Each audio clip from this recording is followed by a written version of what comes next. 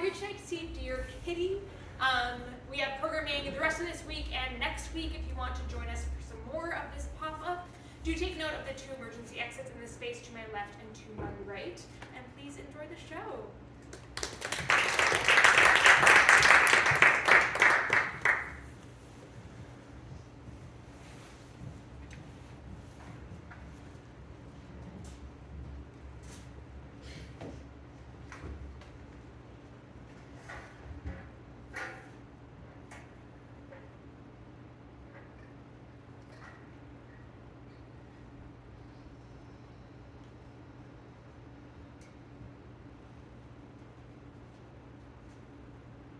Dear Kitty, or Not Another Anne Frank Play, a travesty.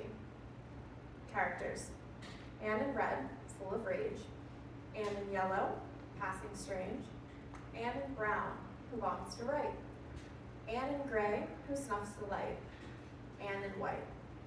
Setting: a tiny box, cramped and small, that once gave way to works of art, where hidden children still recall, are people really good at heart? Act 1. Keep this safe. A girl sits at a desk, writing on loose papers with pen and inkwell, guided by the light of a burning lantern. Distantly, a radio fizzes and struggles. She speaks to the audience.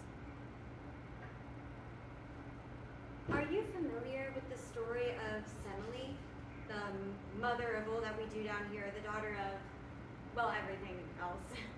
She was a princess, I believe. Or to the best of our knowledge she was, but she also served the gods and perhaps became one herself, like a sort of transmutation of her own legacy. But I'm getting too far away from myself. Semele was a princess. But this is when princesses were like the grains of sand on a beach. Every house big enough could be the home of a princess. She was beautiful, but there was no reason she should think of herself as special, really, or worthy of some greater fate that would make everyone she knew shrink in awe of her. But that's what makes her story so rich. And it is convenient, isn't it? Aren't heroines always unaware of their own power until the moment someone else puts the sword in their hands that they didn't know were waiting to be filled? It's always like that. My words are only halfway to intelligence. I'm too excited to remember fully what, yes, Semele, brought up to believe that her worth would be revealed to her at a later date if she truly were worthy, or perhaps she would prove herself standing through what she created. I cannot say for sure, but Semele let life ease through her like breath, claiming her body for its own purpose, expanding in the belly of her foolishness, and knowing full well that she had to be destroyed for this thing to live outside of her. She pauses, imagining the fullness. Another woman enters, dressed perhaps like Anne, but in red. Her face is covered in bruises, her body adorned with stains. She trails forward, tracking dirt across the floor.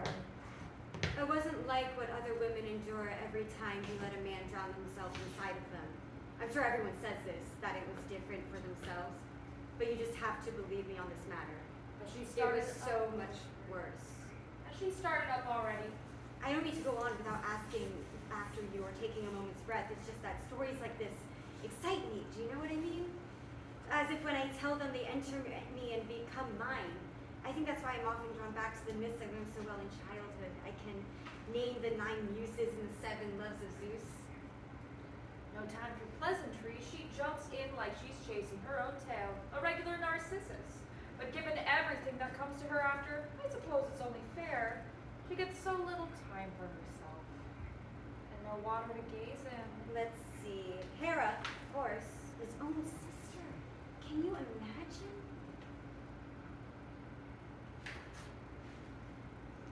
Has she yet demanded that you tell her when you first heard her name? It's a cute little game she plays sometimes. Some people want to know every detail of her story, but not her. She can just take pride in its existence. There was Europa, whose name we know and whose rape now grants us land. I did not set my sights on such stories. Verses are not safeguards. They are only stopgaps. Anne in red lifts her skirt to her face, where her bruises wipe away like dirt. But of course, we were speaking of Semele. She asked Zeus to grant her one wish in exchange for her love.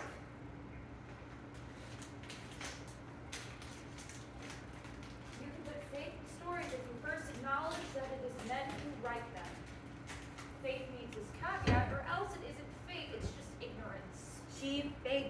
show her his true self, in all his wisdom, in all his courage. And when these stories find their voices altered by the hand of some outside force, some all-knowing ink and quill, do you think they feel a little bit ashamed?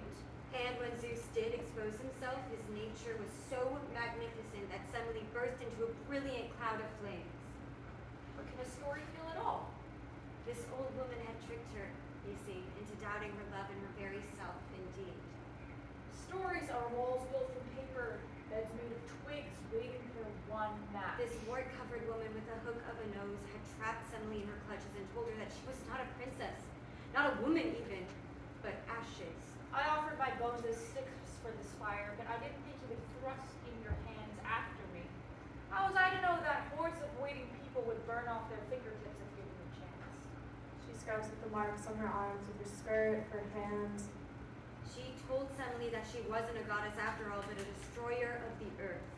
That she ravaged not only her own life, but the lives of others. And that no honest man could ever love her, lest he too be consumed. I had begged for deliverance, I admit. But you flooded me with something sweeter. Something so sweet I could never taste it without getting sick. Until the end of the scene, Anne in Brown and Anne in Red's speech may overlap. Anne in Red may deliver her words to one particular person in the audience.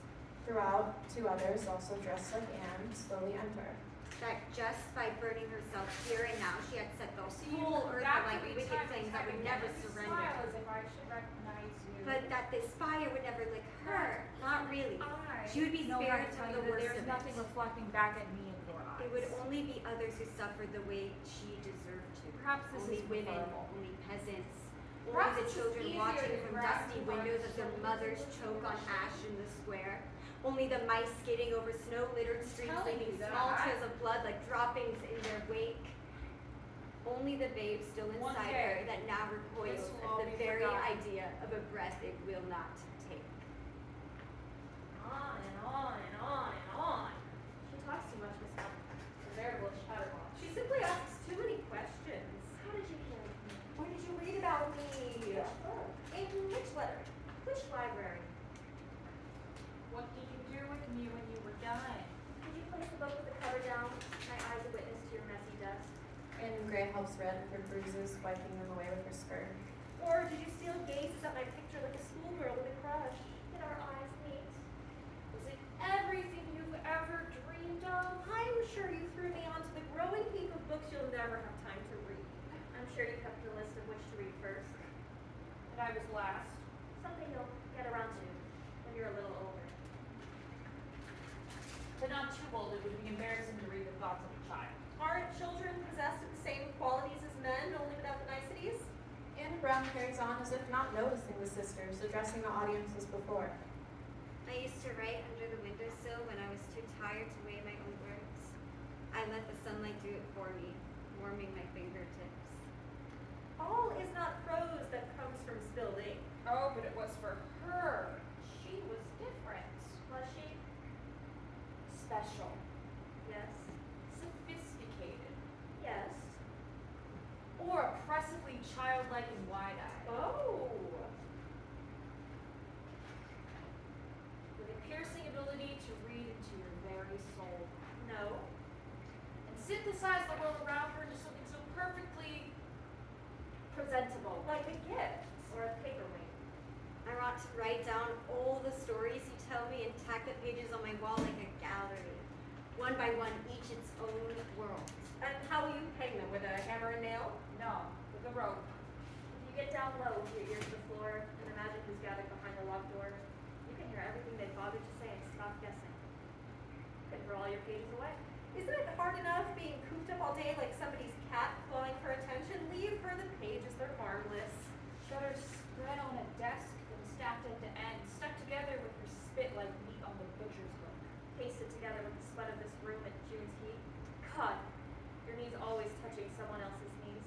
And too much shaven hair clogging the sink. And all you wanted was water, but it was too warm to drink. But was it not a whole world? At least we had each other. Yes, at least we have each other. From somewhere below, the sound of people pushing back chairs, clattering with sudden movement. A figure, a woman, a girl in white, enters with something wrapped in a white bundle. Anne and Brown is drawn to her, as if not of her own volition. Not sure it's quite time yet. Time for what? For her endless questioning. She already has half the answers in mind. You do? That's not fair. I'm not sure I know what you mean. It might not read as poetic as she's imagined. It hardly is for me. It does not have to fill every hole in your head. It can just be a start. But it might be crude. Is that not worthy too? Anne and White relents and presents Brown with the bundle of fabric. Frantic, Brown unravels it to reveal a diary. Its page is empty, its cover checkered. What if someone finds it? You know we can hide it. Maybe, especially if leaves it alone. But it's mine. How I wish. Put it back. Leave it be. But it's not yours to own. Put it back. Put it be. Put Put it it back. back. Dear Kitty, you were lovely to greet me and lend me your ear. I promise not to abuse the privilege if only you would let me speak. The sound of floorboards creaking. On the 12th of June, 1942, Otto Frank gifted to his youngest daughter, Anne, Pale beauty full of grace. Anne, Of soft curls and delicate face. And a quarreling, quacking disgrace. a diary. It was her 13th birthday. Anne and Greg steps into Otto, holding the diary hostage from his daughter. Anne and Brown tries to outsmart him. Otto was your typical German Jew. Aristocratic, educated, clever, reminding you of the fact in every conversation. He was an intellectual. He was a capitalist pig, obsessed with his fortune, followed it around like a spaniel tracking a scent, and naive. And yet she springs from him. Our story starts in his German bed. He imagined her way into being. The way you wonder if your child will look like you and get a little mad when they don't. He wondered why her words didn't sound more like his. Beauty burst forth from some shared imagination, determined only by comparison to what is not. Defeated, Otto lets Anne and Brown claim the diary. Kitty has a sweet mother, but her father is dead.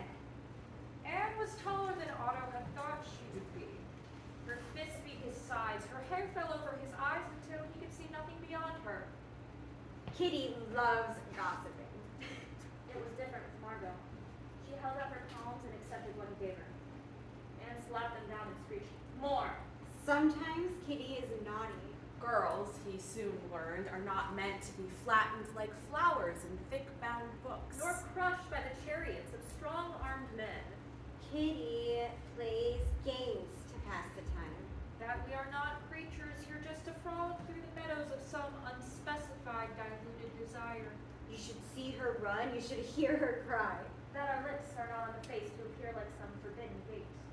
She cries peep peep and quack quack quack. But that instead my lips take shape To give But who myself was that a with a voice. ruffled back? Kitty may not be her name at all. Otto knew what all men come to learn, that his daughter belonged more to each passing bum in Amsterdam than she did to herself. But like any good father, he obscured this. He waited for the perfect moment to release Anne's words to the world, to allow himself to finally say, "There is nothing so satisfying as seeing a beautiful girl stumble over life's ugliness." Gray steps out of Otto. Soon after her birthday, Anne and her family went into hiding. But Anne kept writing. It was her solace. It was a distraction. It was all made up. Dear Kitty, I think now of the teachers who called me a chatterbox and endlessly quacking duck. If they could see my quivering lips now, only whispering. Anne and her family. And a few interlopers. We lived in a sealed-off annex for more than 2 years. It was uncomfortable. It was unbearable. It was so hot.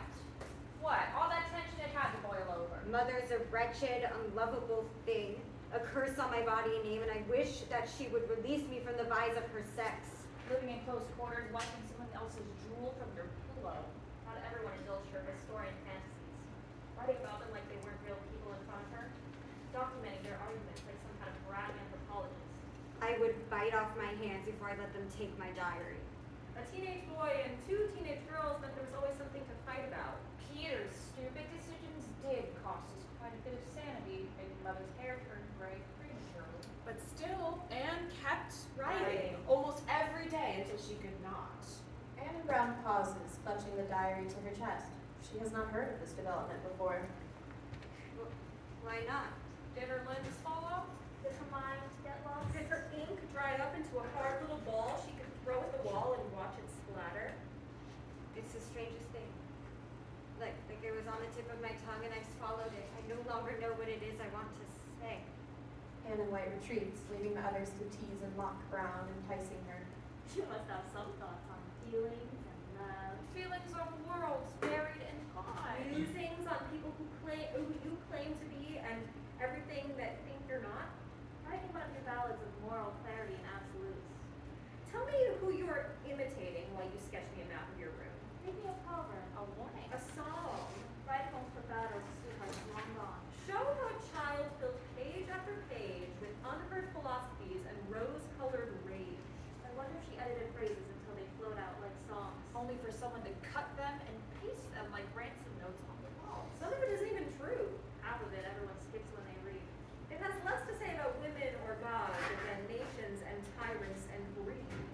Our pantomime renders nothing. It's fruitless. This child has endured so many abuses, and we just keep piling on and on.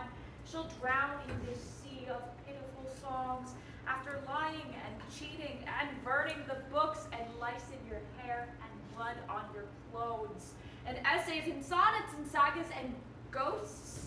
The scholars and poets who say they speak for you, but really, they just close their hands around your throat after decades of unachievable art. Tell me, are people really good at heart? The sound of someone taking a breath. A faint, tinny clock tower echoing.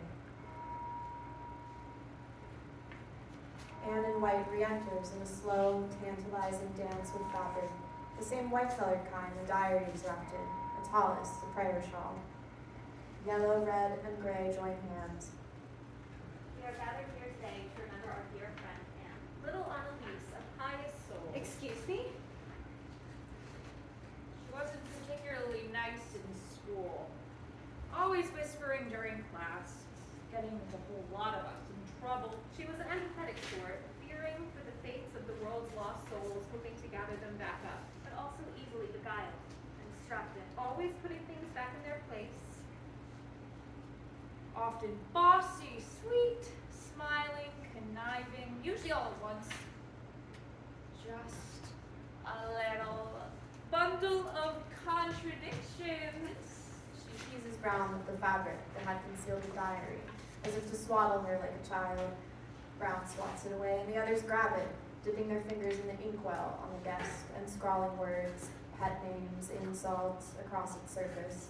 I don't know why everyone expected her to be intelligent or trusting or kind. She's only a child. I am not a child. Fine, a teenager then. With all the uncouth musings that teenagedom holds, jaunting limbs, Frizzy hair. knees that don't quite line up with each other, quiet thoughts that overwhelm you at the most inconvenient time of day, fantasies of drowning all your bad parts in the basin, fear that you'll want to dig them back out of the drain. Oh, you missed that. Bless your curiosity.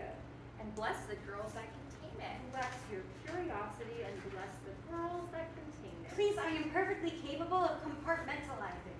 Let's take a tour of the compartments then, shall we? There's your room. Share with that bumbling fool of a much older man. It would be inappropriate if it inspired anything other than aversion. He was kind enough, I suppose.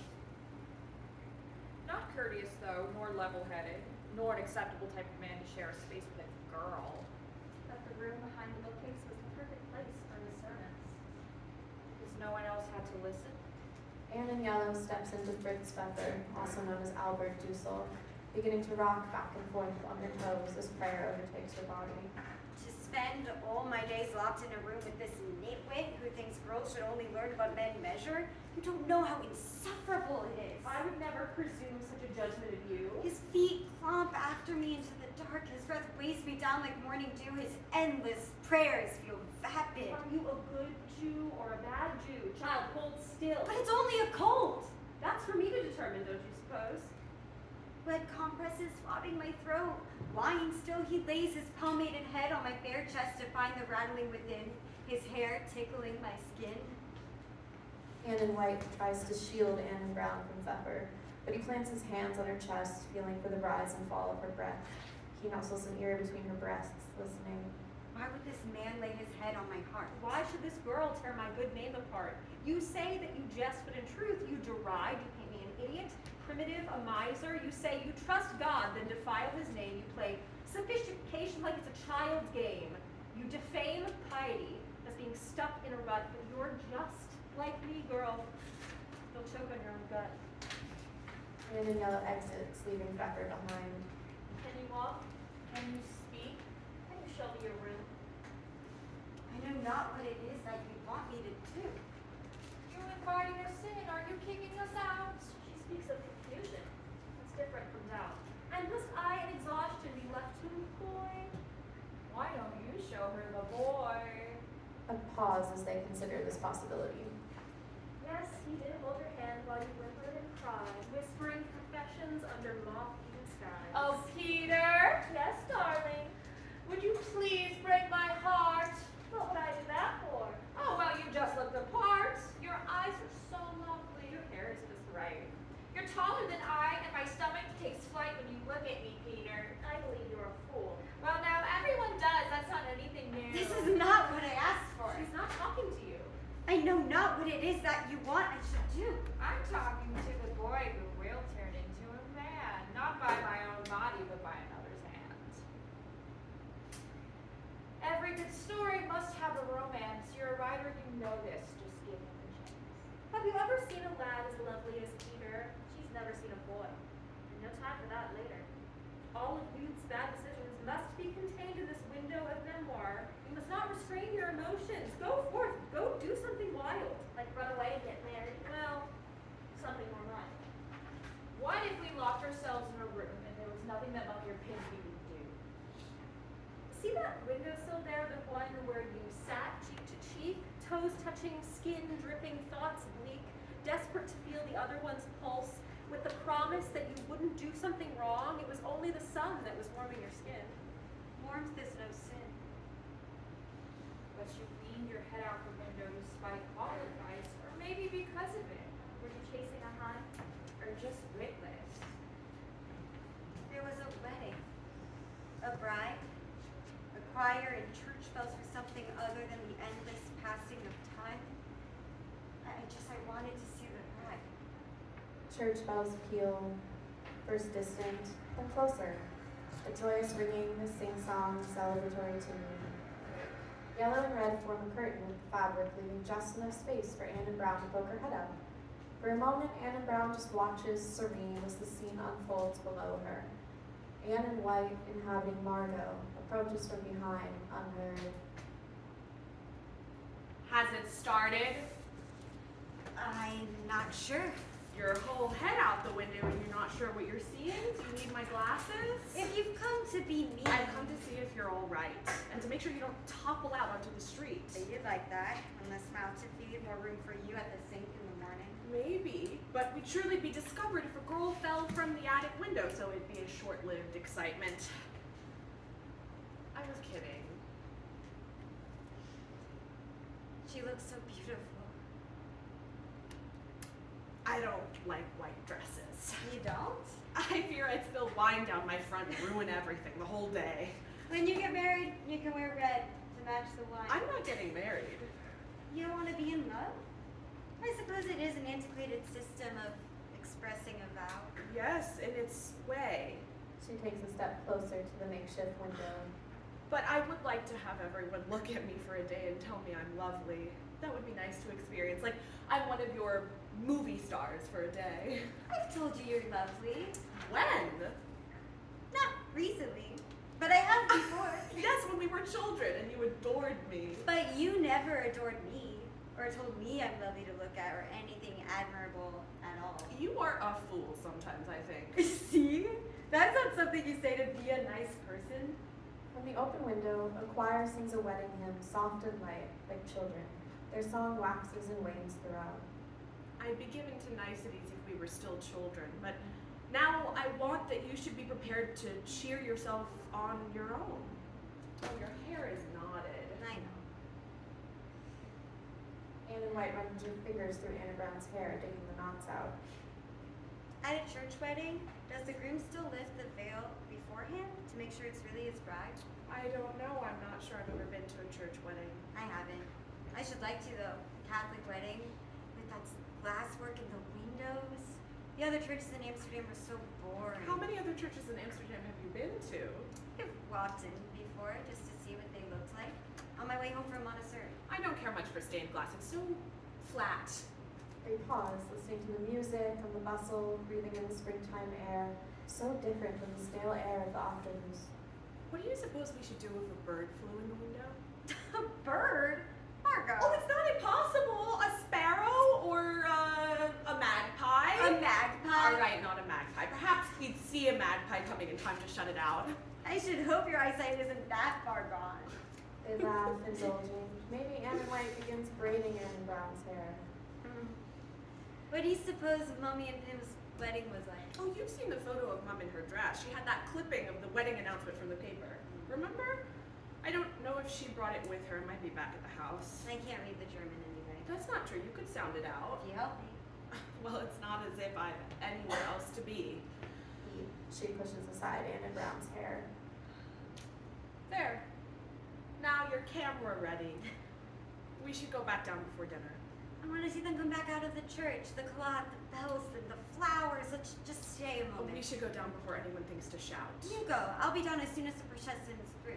I'm not going to face Pim without retrieving you like I said I would. I've been up here too long as it is. Do you always do what Pim tells you? Well, certainly not. Just more often than you do. You were fine sitting here with me a moment ago. Don't you want to see the bride come back? I want to not fight with you and to not be blamed when your head rolls onto the street and gets us all caught and dragged off to some work camp. It'll be my fault then, at least. But still mine, because I'm older and I didn't stop you. That's not logical. Anne and White gets pissed off. Forgive me, I forgot that our lives here are governed by absolute logic. It's a universal ideal, really. No emotion, only reason here in the Octahus, just order. Marco. No, really, it's only logical that you would keep fighting me. I've forgotten my place as a soldier in the army of civilized thinkers. Why are you acting the victim? Oh, Heil reason, Heil order, Heil consistency, and above all, fairness. You were never this dramatic before this war. Yeah, well, it is a war, and sometimes I think you forget that. How? Because I don't act like a simple shtetl wench and want to have a little life? You know it isn't even your fault that you're still so childish. Your growth has been stunted. They begin to overlap one another's speech in their rising anger. Is it childish to not want to live like I'm being fosterated? Oh, it is childish to think that your wishes are yours alone, that they merit While I breathe, sort my of nails grow breach longer, to like our safety. When everyone else has swallowed their desires for the sake of the group. So let me live then. I did not ask you to watch over me, and I will not endanger another with my You bone really grown this wandering. unwise without sunlight? Has the lack of oxygen shrunk down your brain? Do you honestly think that we care so little for Without you? sunlight, I am I nothing. thought you were nothing now. You said... Marco! Where do you want to be buried? You once told me Jerusalem, and once in anger Frankfurt, of all places. But now, you act as if you would rather be buried here. In these walls, in these piles of dust and cat hair. I would rather be sunk in the Prinsengracht with an anchor around my neck than be buried in Frankfurt. So Palestine then? Would you so quickly abandon such an apiary for a few more months of total quiet here before the blade drops to meet your neck? saying? I just can't be sure that anyone's going to help us. Of course no one's Margo. gonna help us. And I know you think I'm foolish, but leaving really is an option. I know you what wanted you're to leave before we speaking of. ever You got don't settled up in here. understand Do you it. think I don't read? Do you think I don't hear your conversations with Mommy, hear you trying to convince Peter of your cause? You cannot speak to me this way. If Pim hears you... I know what you've packed in your escape bag. I have read your pamphlets, heard your songs. Stop. Anne Brown grasps it in White's skirts. Our bones are dried up, our hope is gone. I am the death rattle clanging through the hollow ribs of Zion, waiting for you to put your breath in me, and you said you would! Let us place our hearts in the palms of our hands and walk in the land of the living! Anne Brown offers her hands. Anne and White gangs Brown back by the braid that she plaited. She slams Anne and Brown onto the floor and beats the wrinkles out of her own skirt like dirt. I cannot entertain you anymore. Shut the window. Lock it. I'm going downstairs. She shuts the window. Anne in white exits as Anne in gray re-enters. Foolish child. So insolent. Thinking she knows better. Thinking she can take care of herself. Stupid girl. Thinking she's free from the thorns just because none's ever pricked her before. Anne and Brown seeks out the diary, crawling towards it. Someone should teach her how to behave. Someone should teach her to swallow her shame. Someone should show her how unbridled rage does better in bodies than strewn on a page. Am I really so bad-mannered, conceited, headstrong, pushing, stupid, lazy? Poor thing. Look at her. Some of her anger is clearly misplaced. Just hormones and hair curlers brewing like a storm until her face is flushed and her palms are warm. A curse from the depths of womanhood. Girls are not taken seriously, regarded with distaste and mockery. But then take this special girl and you'll see the arbiter of pain and progress for eternity. Is there life outside of here? Not all of her anger should be quashed under the boots or dismissed as the rhetoric of untested youth. Some of it is guided by absolute truths that were different, chosen, whatever you call it, that are buried under floorboards with ornaments of faith, than out on the street where anyone can see. Whatever it is that marks her with sin, it makes up her bones, it leaches for her skin. Are there lives outside of here? A world like a forest reduced to its roots. Have they all been carted away? Drained of its color and drowned in its sound. Does the window still open? Quiet. I hear you. When will you realize this isn't a game, but a test or a race with strangers keeping the time? Is this how I die? They don't answer. Anne in red might scoff or roll her eyes. The sound of someone breathing. Anne in white re-enters. Anne in brown turns to her, pleading. Is this how I die? Do we run out of food? Do we run out of time? Does the air get so still that our breath starts to fail and our bones get so brittle that we just stop trying to survive?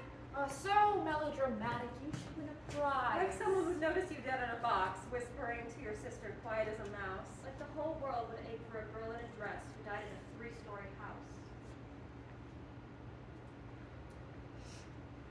Take the gorgeous and glorious strife of a child to stand for a nation both tamed and wild, and watch her slowly turn to dust. The lights, like the lights flickering out at the end of the film? No, that wouldn't work. That's not how we sell it. We take some ancient notion of suffering and turn on a light and make them think there's a chance to escape from its grasp. That's how a story lasts. On stage, you don't die. Well, it must fit the trend. Death isn't a very Theatrical. end. They make up new facts, get the dates mixed around. Suck all the unsavory words from your mouth. A fictional man who betrays your name. Your inkwell a fountain of your acclaim. Will you please keep this safe? Remember my name. Most writers mention untimely demise, but don't say how it occurs. If you'll compromise, we know how it ends. We don't need to hear every word. With your back to the sun, your comfort is cold. Do you think this denial makes you bold? If I took to the stage and said how I died, would you say that I'm stoking a fire? Would you say that it's gore and that I should be ashamed that it's porn of our people? With me left to blame, that an ending is something we choose?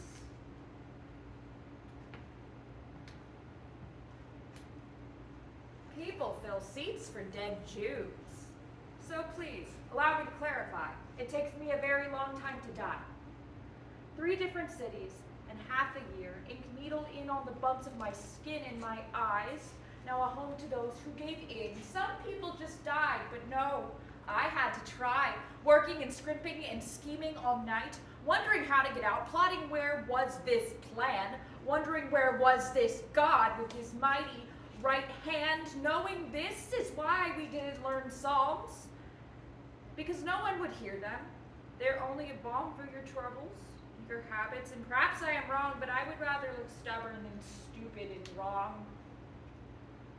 Now they say I was just but a matter of time, Another few days and I would have been fine, dragged to the shore by that brute British hand, but they didn't feel nice skipping stones on my arms when my hair was yanked out. But I still hosted farms of the vermin, dirt preserved under my nails and my ribs peeking out, and deep down in my ears, echoes of all the strangling sounds building around me, and Margot just fell. Her body just shut down, and her breath whittled out, and somehow in her stasis, she crashed to the ground. We knew that she wouldn't recover. And after that, I just crossed over. I think I see you in my wall. The sound of whirring light bulbs as the power goes out. In the darkness, we do not know whose voice is coming from where. I think I see you in my wall. Every time a shadow falls, I see it. The outline of something I'm not supposed to know. Beneath the fog, I know you. Under the floorboards, I brace for someone to tap me on the shoulder and tell me we could stop waiting for you to come back.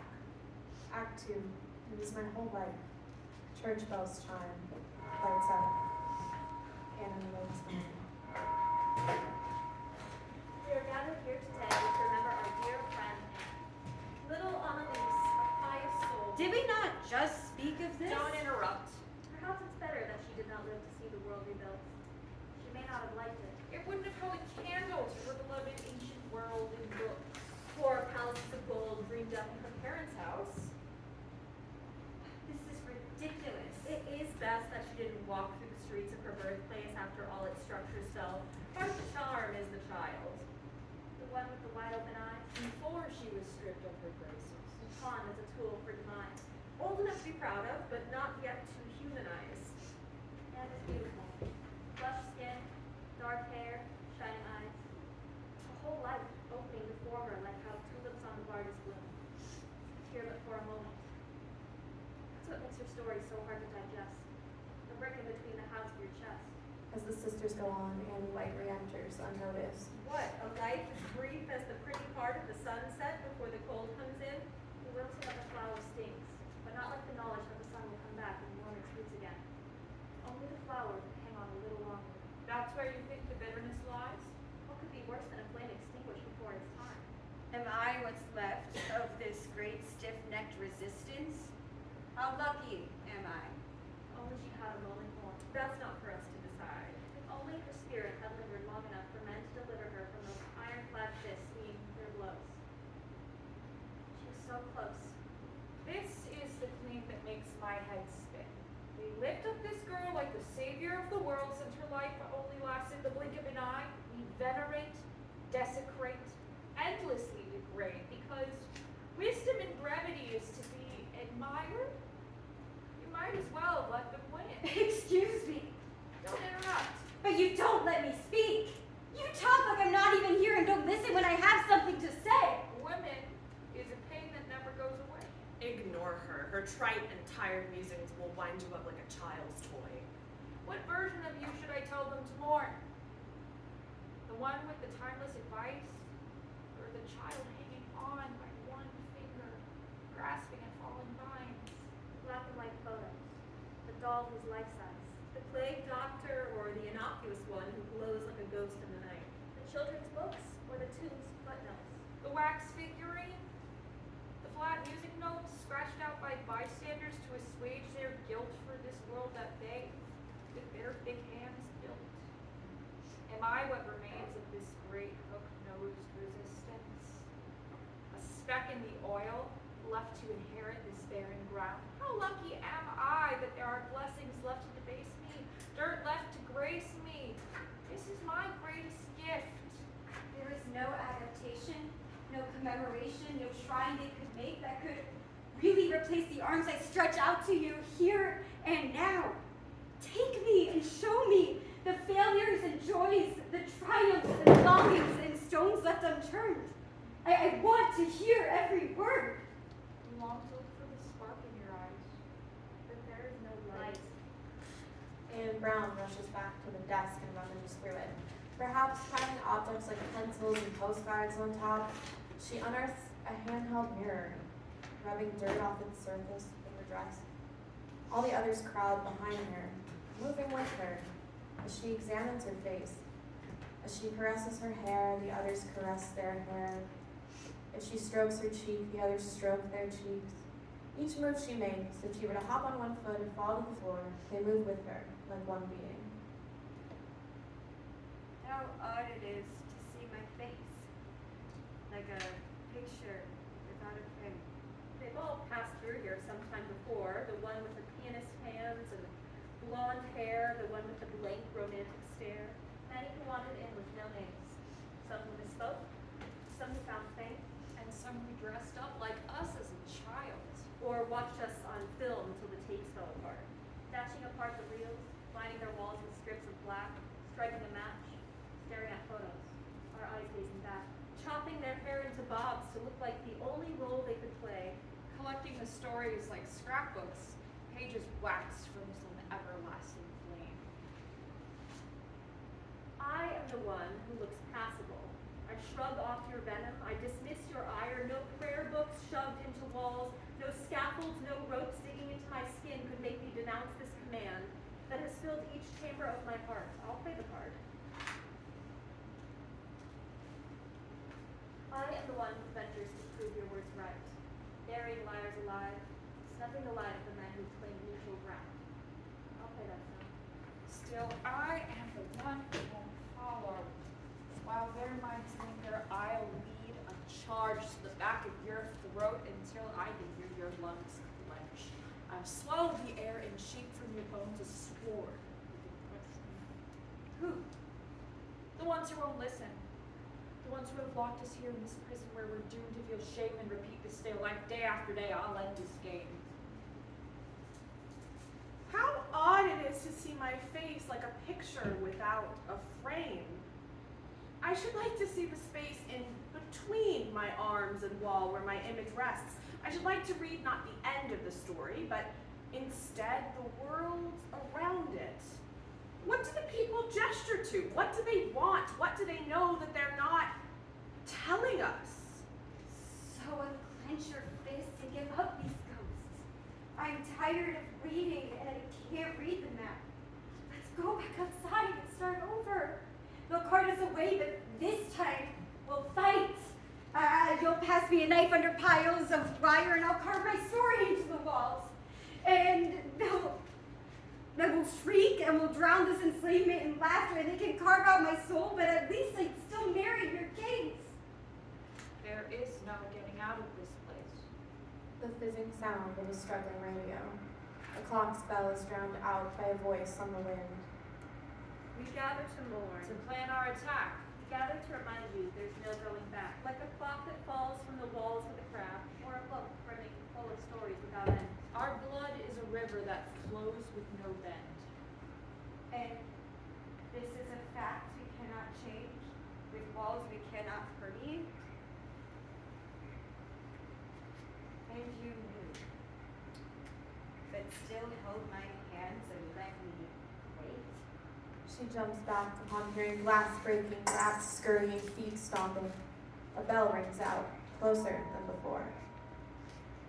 It is as if the three sisters are jolted backwards, repeating their funerary rites. We are gathered here today to remember our friend Anne, little Annalise, a pious soul. Please say your piece. You took what I can give. Perhaps it's better, as she did not live. Please, you have answers. I see them in your eyes, floating there behind the irises like books waiting to be read. If there is an answer, it is in your own head. She was a pathetic sort. Always crying for the lost souls of the world, wailing like a mangled animal. You waited for me, like some wife at the window, so full of dreams, so full of longing, waited until you could see me approach and then grabbed my hands and pulled me into your world. For what? Anne in White tries to take Anne in Brown's hands in her own. A life spent in worry, fraught, and alone. Now all we can touch is mud and bone. Gone from that world, but a light left to shine, a beacon of beckoning paradise, granting us some kind power and peace, our words against wars that we can sleep. Placing us on pedestals of propriety, letting girls know just how quaint they can be. Speaking for us till the rooms choked of air. Pushing out icons and books and prayers. I don't care. What a shame, what a pity. For so unfair, your opinion doesn't count anymore. But I've asked you to stop and let me restart. And I've told you it matters not what's in your heart. As long as we're here and the world turns around, your voice may cry out, but they won't hear a sound. Zila Mina, Oh, learn my to soul. sing it. And track my wails in the stones of the wall. No, No, leave me alone. Anne Brown seeks out the diary, scrambling and unearthing it like a terrier that's found a hidden rat. Victorious, she resumes writing. The sisters circle her, like vultures above prey, or like sheepdogs herding their flock. Kitty is the girl next door. She has 6 brothers and sisters. Kitty lives under the bed. Often Kitty comforts her mother, who weeps in the night. Kitty is cast aside with the other unwanted things. She has pale blonde hair and clear blue eyes. Kitty has a kike nose. You need only to look into her blue eyes to know that Kitty doesn't lie. Always be faithful and true, up to your cool grave, and do not stray a finger's width from God's ways. Kitty smacks the books to her head until she can no longer read or write. No! Kitty wants so badly to be grown up. Kitty plays children's games. Kitty has no breath, no lungs, no breasts, no feet. Kitty isn't real. It's such a sight to see her fight. And play duck, duck, goose and run for her life. She beats, kicks, and even bites.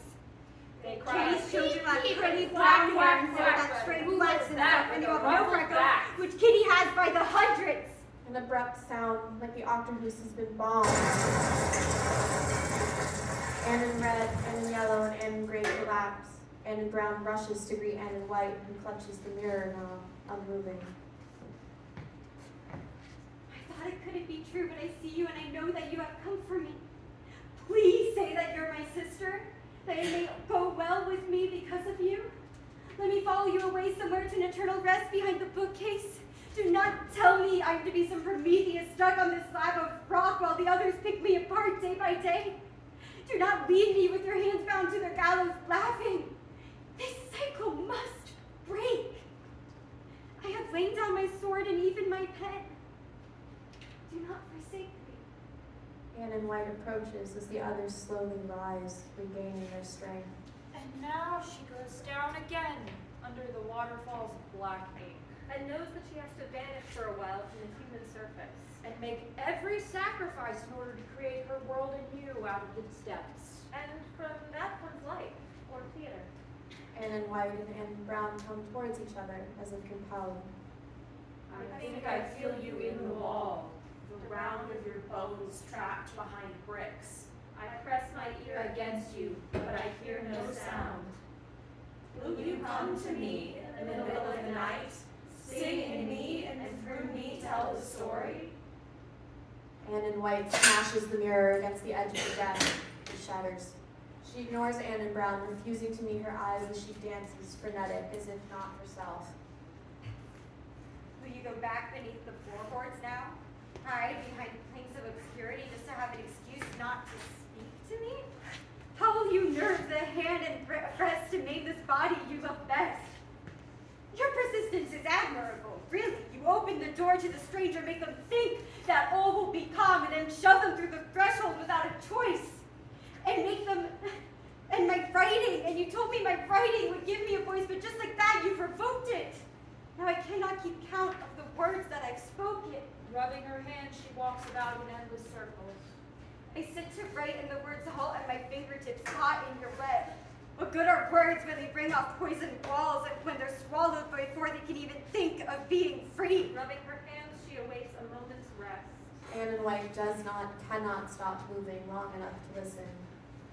So you slashed open your throat and ripped out your voice? Fine. Mine will linger. As long as you face the window and bathe in the sunlight, I will whisper on your skin. Rubbing her hands against the hollow of her neck, skinny, pale. And the glass frosts over and the sky is low and gray, and the men have come to drag you away. I will jump on your back and dig in my heels. I will splinter my fingers on wooden floors before I let you leave me unacknowledged. Rubbing her hands, rubbing her hands, rubbing her hands. Suddenly Anne in white stops. I thought I heard footsteps, but it was only a church bell sounding. a quarter, a half, 3/4 of an hour gone. The footsteps will come. They always do. It's where they lead that we can't quite see when we peek out the window. They want to take you? They can have you. Just not until I've grasped your head and turned you around to look me in the eyes. To hear my cracking voice asking for one last glimpse of sight. It isn't so much the gleam in our eyes, our laughter, our ambling grin. It's more so our bones, shrinking despite every promise, giving in. I lay down my head and feel your weight next to me on the pillow. Even at the end, when all we had was straw and mud, I could feel you there. Like someone whose letter I forgot to answer, or a child I'd said unkind words to years before you remain. I want to sleep, but you won't let me. We didn't seem at all to agree with being born, and even less so with dying. I craved rest, like sunshine after winter. I was promised to return to dust. Instead, I have bled ink, thick and vicious, onto blurry pages. Footsteps echo from all directions. Anna Bright suddenly panics as if noticing the noise for the first time. The three sisters begin to mock Anna Brown in her worry, beating the floor, the desk, the walls, imitating the approaching step. Anne died in 1945. A prisoner. This abundant life for us was cut, but I was ready. I would hold out my arms to greet you if only I could lift them. Anne died a martyr. I know no peace, only you, my own storm-gathering wind across the sea. They beat the floor, the walls, louder, faster, harder. Anne died, but her spirit survives. I swear this bitch is haunting me. Footsteps approach. They beat the floor wildly, wailing as if perhaps they have no choice. I see the world gradually being turned into a wilderness. Cara Vida. I hear the ever-approaching thunder. Cara Vida. I can feel the suffering of millions, and yet the curve of my lips is imprinted in their minds. Cara Vida. Why won't you let me die? Stay. Rest. Enough! I won't fall for your tricks. I won't trip on your ropes. I will not be morphed into somebody's trope. They can drill through my chest and flatten my bones, but I will not let them claim my words as their own. Your downfall follows from your contempt. A timeless law. You are not exempt. It is not that you have broken while they picture you whole. It is you thinking you have any control. This deafening silence is symphony. You think you succeed in punishing me. You wake every day to find nothing's changed. It is your fault that you have taught me to see. You wake and your body must restage this play. You held open my eyes while you swallowed the key. You wake every day, your ink spilling with shame. Then if I must die like this, my life trailing on, my story, the wind that chills their bones when they search for my grave, desperate for something from which all this madness can finally make sense, from out of this suffering, uncovering one thing the world can profess to learn? No. Instead, I will burn. She grabs the lantern from the desk and presents the diary to burn it. Anne in White gently passes the tallest to Anne in Red, who sneaks behind Anne in Brown. Together, the sisters attempt to choke Anne in Brown, strangling her with the tallest. She gasps and sputters. She drops the diary, but finally breaks free. Anne in White takes the tallest and leaves. A sound of light bulbs extinguishing, crackling.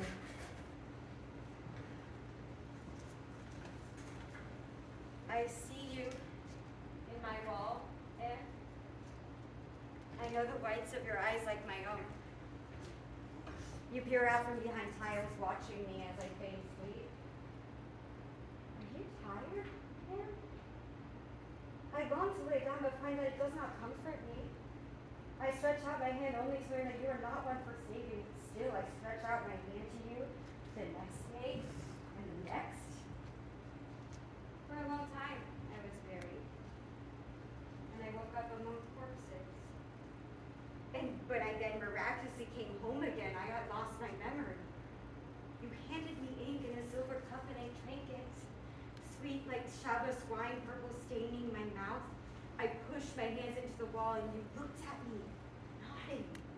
So I dragged it down and you hid in here flush with the bookcase behind my press where no man would ever find you. Am I now to kiss this very ground that traps me? Grateful for the opportunity to wipe my mind clean of not just atrocity, but how it becomes us? This is not life, but a shadow of life. What is my river Styx but an annex? A place where you think you can hide and survive if only you keep shut your eyes? I hear you approach, but I know I will not move. You warned me, coursing through my stomach like a snake, tramping through this dark house of my body, your ink gestating until I give birth to the ghost that haunts me. Your pain does not belong to me, but still I feel it, pulsing over borders of my veins, blood like my blood, flame like my flame. They burn as I burn. All of us, writhing together, building anew out of mountains of ash, waiting for something holy that will never come. The lights flicker as a growing cacophony intensifies. Footsteps, the creaking of floorboards, the sound of street lamps burning out. If I grant you some artifice of freedom, will new life grow here? She bends down and coats her hands in the dirt that lines the floor. Hot ink literature once come before. Will you abandon the pretense of the future? She dips her hands in the abandoned inkwell. The sisters begin to adorn Anne and Brown with bruises. On her arms, her chest, under her eyes, readying her for sacrifice. I release the ties that bind your feet. Will you release me? If I am not to rest, I will not pretend that my power persists. I'd like to have both, a girl and the tragedy, the death and the maiden, a survivor's report. You've already taken all I possess. Every bone, every sound, it is yours. There is nothing left in my heart. You resigned yourself to this defeat.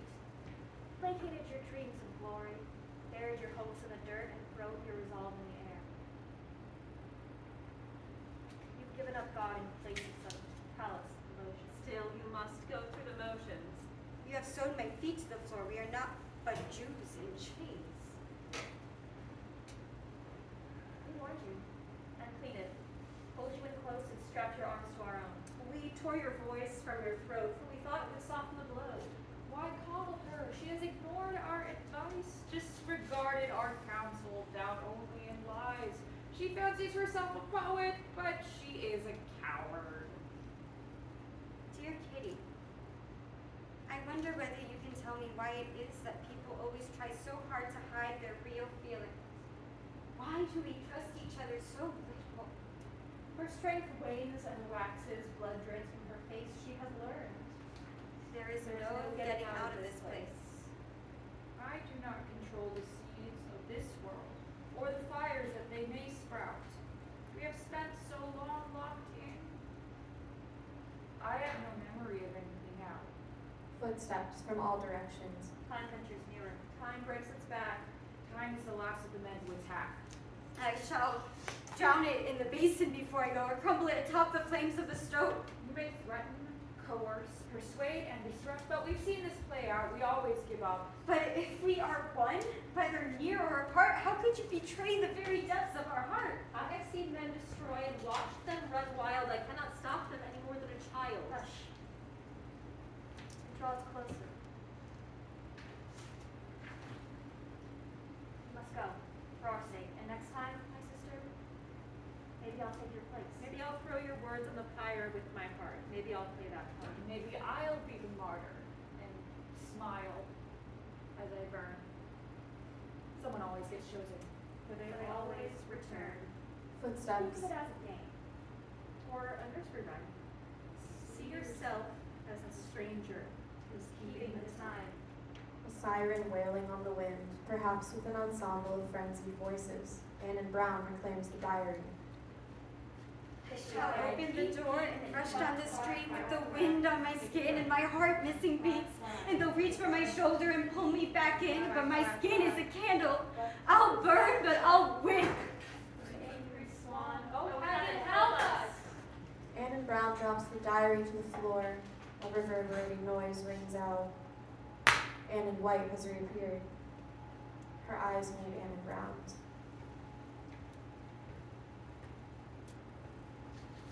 She drops the callus to the floor. Now I have longed to go outside.